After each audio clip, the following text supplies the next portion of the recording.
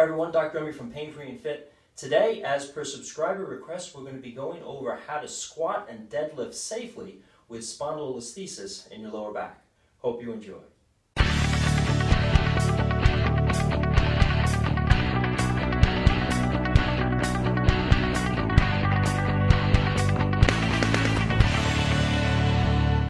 So if you've seen any of our other videos here on the channel about spondylolisthesis and training, you know that one of the things we're constantly going over is most cases of spondylolisthesis is aggravated with an increased arch in the lower back, meaning that the tailbone becomes higher than the pubic bone, or the tendency of the torso is to extend backwards.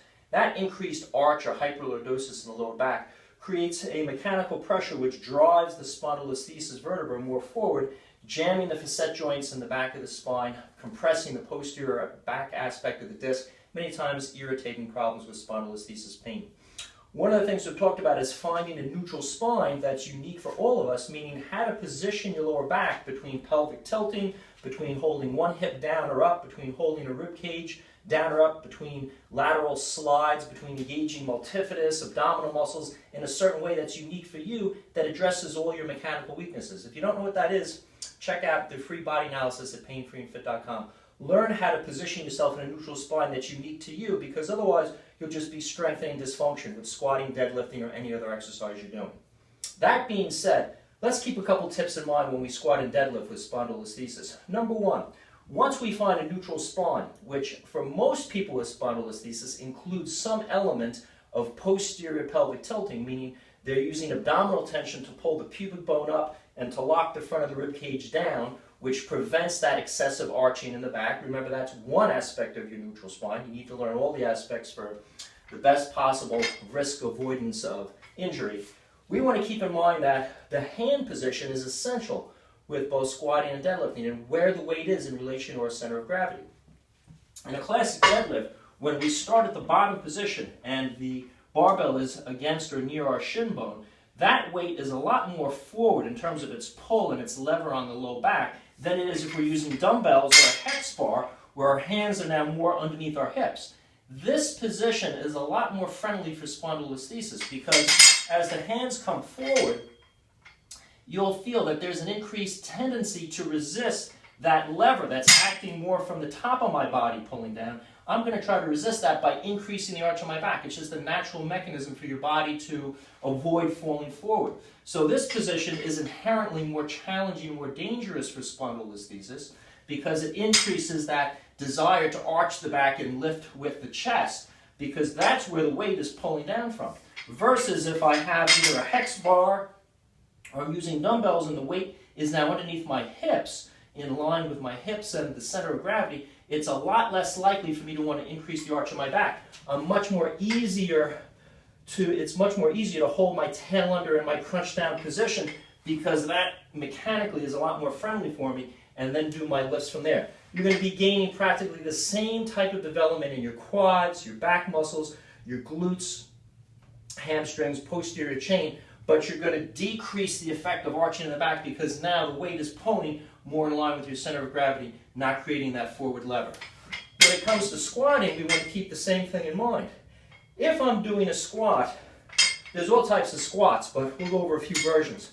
If I'm doing such a squat like a front squat, where the weight is in front of my chest, or if I'm doing a back squat where the barbell is behind me, with that squat, as I go down, I'm going to, again, have a lot more tendency to arch my back, because that's what the body wants to do when the weight is more forward to the center of gravity.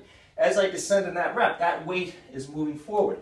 As I do a front squat with the bar in front of me, you'll notice that no one front squats with their hips going back. People front squat with a wider stance, like a sumo stance, and the weight is more up and down. This also wants to increase the arch in the lower back.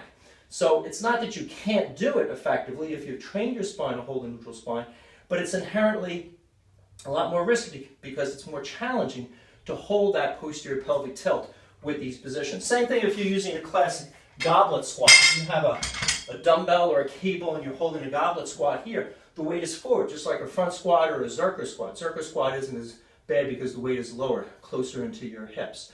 So a better alternative with squatting is using more of a hip-based squat, where it's more hip dominant rather than quad dominant. When we do goblet squats, when we do front squats, if we do Smith machine squats with the weight in front of us, we're going to have a carriage or a natural motion that's more straight up and down with our squatting. Versus if we're doing, let's say, dumbbell squats and emphasizing hip motion, again, just like we talked about before with deadlifting, the center of weight is more back by our hips, less forward, less in front of us. There's less of a tendency to arch the low back. It's easier to keep that pelvic tilt in a posterior direction and avoiding that irritating overarching of the back. Same thing can be said when we go into front squats. If you're using a pistol type squat and you're straight up and down, there's more of a tendency to arch your back. If you're doing a one-legged hip dominant squat, now all of a sudden, because my hips are moving backwards, the force, if I'm holding dumbbells or just free weight, the force of maintaining my correction is a lot less than if I had, let's say, weight in front of me, or if I'm holding my hands out. That's more of a tendency to create an arch in the back. So keeping the weight centered more in line with your hip in both of these instances will help to avoid the tendency to arch and irritate spondylolisthesis pain. If you like this video on squatting, deadlifting, and spondylolisthesis, feel free to subscribe to our channel. We have a lot of great videos to help you with your training avoiding low back pain. Questions or comments, write in, and as always, I'll do my best to answer them.